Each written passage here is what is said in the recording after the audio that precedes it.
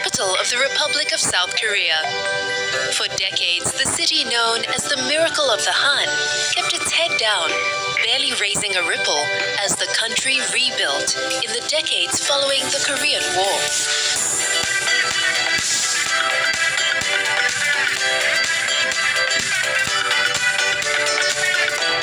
Today, Seoul has re-emerged as an economic powerhouse and the epicenter of Hallyu, a Korean wave of culture that is sweeping the world's smartphones, food halls, and dance floors.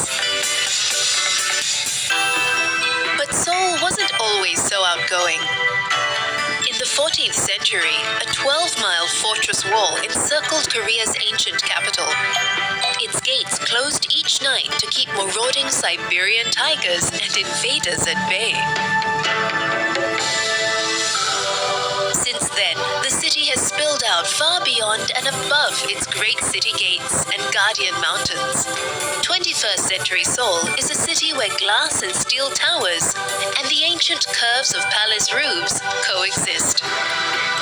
It's a city where the brushstrokes of the past and contemporary public art tell stories of tradition and inspiration.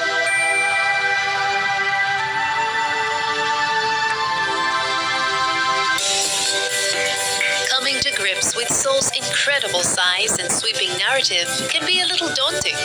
So start your adventure at the K-Style Hub, a state-of-the-art visitor center where South Korea's past, present, and future converge.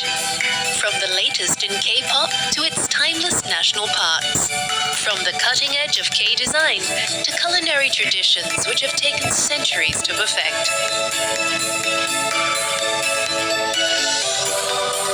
While you're here, why not slip into the traditional dress?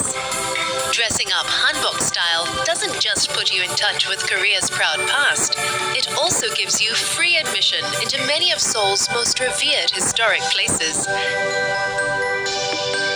At the head of Gwanghwamun Square sits the gleaming statue of Sejong the Great, the 15th century Joseon dynasty king, whose reign oversaw a golden age of literature, science, and technology. The great leader sits before the grandest of Seoul's 5 royal palaces, Gyeongbokgung, the Palace of Shining Happiness, a residence of Joseon dynasty rulers. From the late 1300s until 1910, the palace has endured fires, invasion, and wars.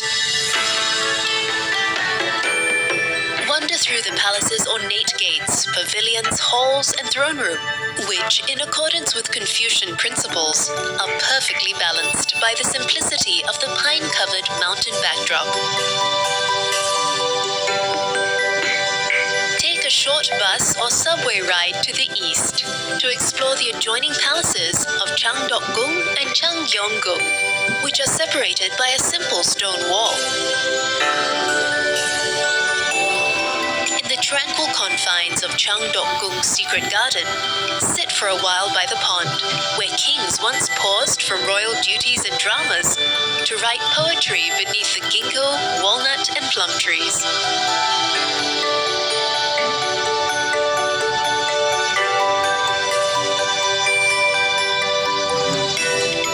To the south, at Yongsukong Palace, see the changing of the guard, which takes place 3 times each day. Then explore the eclectic mix of palace buildings, such as the pavilion, where coffee-loving King Gojong enjoyed his daily cup, paving the way for his country's future caffeine obsession.